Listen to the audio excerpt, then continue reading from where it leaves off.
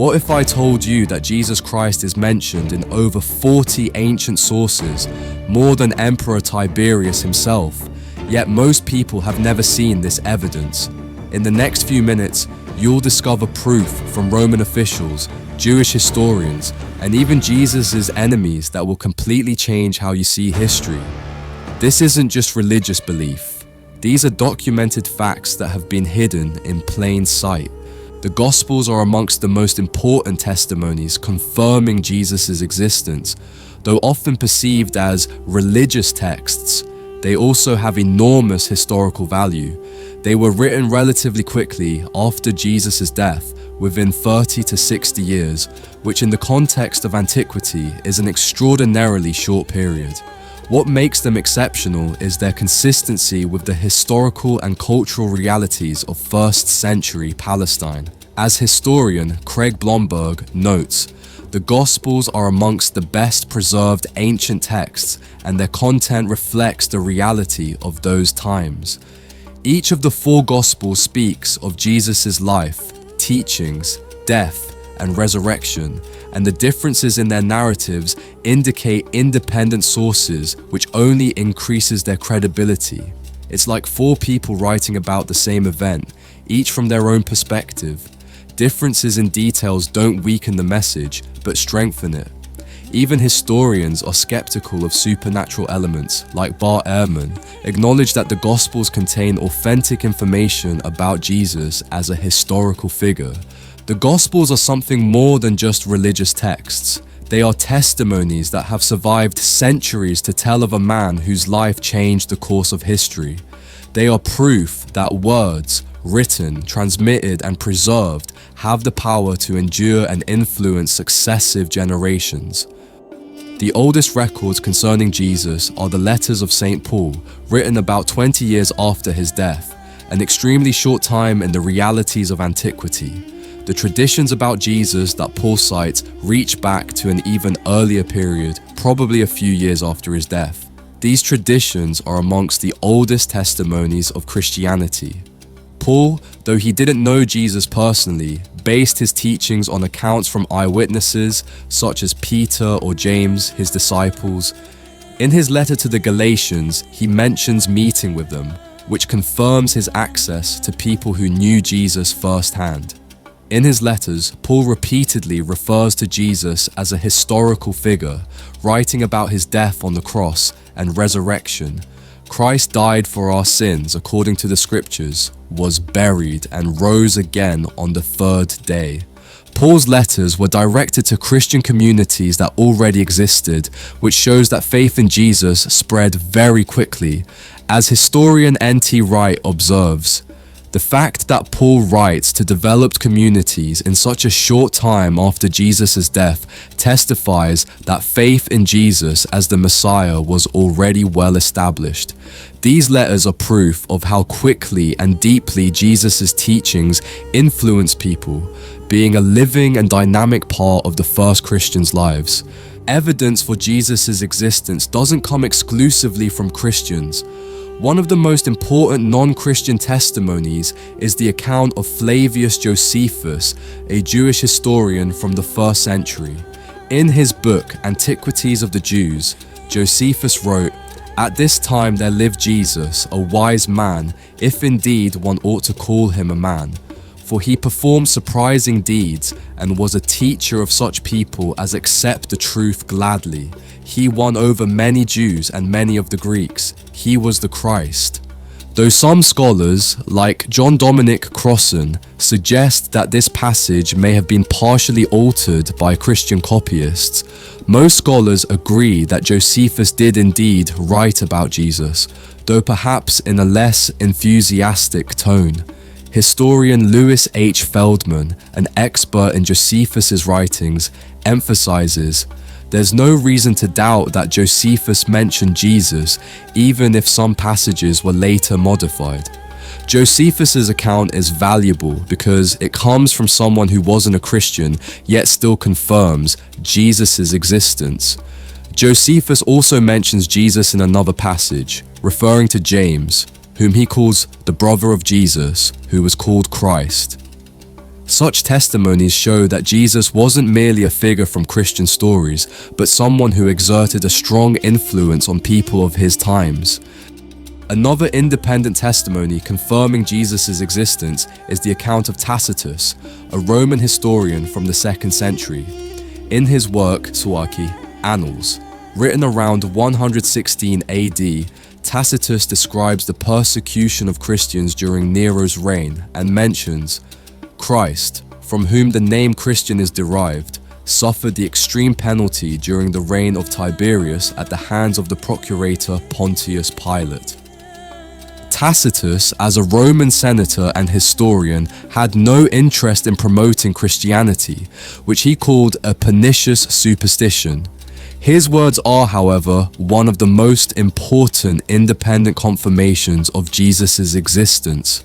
Historian Edwin Yamauchi emphasizes that Tacitus, as a credible historian, provides independent proof of Jesus' existence and crucifixion. Moreover, Tacitus didn't rely on Christian accounts, but on official Roman archives or other credible sources. His testimony shows that Jesus' life and death were events recorded even in official Roman sources, which proves that Jesus' influence reached far beyond the circle of his followers. Jewish records also provide evidence for Jesus' existence. The Babylonian Talmud, a collection of Jewish legal and religious texts, mentions Jesus in several places.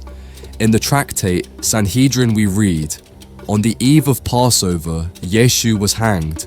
For 40 days before the execution took place, a herald went forth and cried, 'He is going forth to be stoned because he has practiced sorcery and enticed Israel to apostasy. Anyone who can say anything in his favor, let him come forward and plead on his behalf.' But since nothing was brought forward in his favor, he was hanged on the eve of Passover." Though these descriptions are critical and show Jesus in a negative light, they confirm that he was a historical figure. They also mention his extraordinary deeds, which opponents interpreted as sorcery. The Talmud doesn't deny Jesus' existence, but tries to discredit his activity, which paradoxically confirms that he was a real figure. Even amongst those who rejected him, his life and activity were significant enough to find their place in their records. Lucian of Samosata, a Greek writer from the 2nd century, also mentions Jesus in his works. He writes, "The Christians still worship that great man who was crucified in Palestine because he introduced this new religion into life. They are convinced that they are immortal and despise death, which makes them ready for sacrifice." Though Lucian wrote in a satirical and critical manner about Christians, his words confirm that Jesus was a historical figure who inspired a religious movement. The fact that Lucian refers to Jesus as a real person, not a mythical hero, is another proof of Jesus' historicity. Even in a satirical tone, his words show that Jesus was someone whose life and teachings exerted such a strong influence that they became a topic of discussion and criticism. This is testimony that Jesus wasn't merely a legend, but someone who changed the way of thinking and living of his contemporaries. Pliny the Younger, a Roman official and writer in letters to Emperor Trajan, describes Christians as people who sing hymns to Christ as to a god. He wrote, "They were in the habit of meeting on a certain fixed day before it was light, when they sang in alternate verses a hymn to Christ as to a god, and bound themselves by a solemn oath not to commit any wicked deeds." Though Pliny doesn't provide details of Jesus' life, his account confirms that Christians of the early 2nd century worshipped Jesus as a historical and divine figure. The fact that a Roman official, who had no interest in promoting Christianity, mentions Jesus shows how deeply rooted faith was in him. Historian Paul Barnett notes that Pliny's letter proves that faith in Jesus as a divine figure was already well established several decades after his death. Pliny's letter also indicates that Christianity was widely spread throughout the Roman Empire. As historian Larry Hurtado observes, The worship given to Jesus as a divine figure in such an early period requires historical explanation, and the simplest explanation is that Jesus really existed. Pliny's account, though brief, shows that Jesus wasn't a legend, but a real person who exerted enormous influence on his followers. Jesus' existence is better documented than many other historical figures from that period. For comparison, Emperor Tiberius, ruling in Jesus' time, is mentioned in merely 10 ancient sources, whilst Jesus appears in over 40. If we accept Tiberius' existence as historical fact, we should all the more accept Jesus' existence. One of the proofs of Jesus' existence are the transformations in the attitudes of his skeptical brothers and enemies. James, Jesus' brother, initially didn't believe in his mission, but after his death became a leader of the church in Jerusalem. Similarly, Paul of Tarsus, formerly a persecutor of Christians, converted after claiming he had seen the risen Jesus. Such transformations are difficult to explain if Jesus was a myth. The rapid development of Christianity in the 1st century is another proof of Jesus' existence. Within a few decades of his death, Christianity spread throughout the Roman Empire, despite persecution and lack of political support. Such development is difficult to explain without a real figure who inspired this movement. Archaeology, though it doesn't provide direct evidence for Jesus' existence, confirms many details from the Gospels, such as the existence of Pontius Pilate or burial practices in Jerusalem. Gary Habermas, a researcher of the resurrection, points to minimal facts accepted by most historians. Jesus' death on the cross, the disciples' belief in his resurrection, and the conversion of skeptics such as James and Paul. All this proves that Jesus was a real figure who changed the lives of his contemporaries and influenced history in a way that has survived centuries. The theory that Jesus was merely a myth is rejected by most historians. Even skeptics, such as Bart Ehrman, acknowledge that denying Jesus' existence is contrary to historical evidence. Ehrman notes that the Jesus myth theory is popular mainly amongst people who don't have deeper knowledge of ancient history. The historical evidence for Jesus' existence is simply too numerous to ignore. It's rather like trying to deny the existence of someone whom both supporters and opponents speak about. Regardless of their opinions, everyone agrees on one thing: this person really existed. Jesus is no exception. His life and influence are so well documented that even the most skeptical researchers cannot deny his historicity. The evidence for Jesus' existence is overwhelming. The Gospels, St. Paul's letters, Jewish and Roman records, as well as the conversion of skeptics and the rapid development of Christianity, all this confirms that Jesus was a historical figure. But this isn't just history. It's an invitation to discover truth that can change your life.